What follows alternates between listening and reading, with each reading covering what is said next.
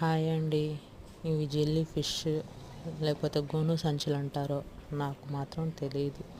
మా పక్కింటి వాళ్ళు తెస్తే నేను వీడియో తీసుకుంటున్నాను.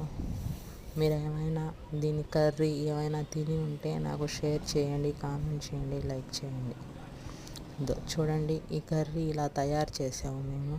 మామూలుగా అంతా యూజ్ చేసినట్టే, లేకపోతే ఈ కర్రీ కొద్దిగా గరం మసాలా స్పెషల్గా దంచి మరీ వేసున్నారు దీనికి వాళ్ళు. ఆ గరం మసాలాతోనే టేస్ట్ వస్తుందంట దీనికి. అంతే, మామూలుగా చికెన్ ఫ్రై అలా చేస్తాం కదా, అలాగే సేమ్. లేకపోతే దీనికి గరం మసాలా అన్నీ బిర్యానీలో వేసుకుంటారు కదా మసాలాలు, అవన్నీ ఆకు, బిర్యానీ ఆకు అవన్నీ వేసాను.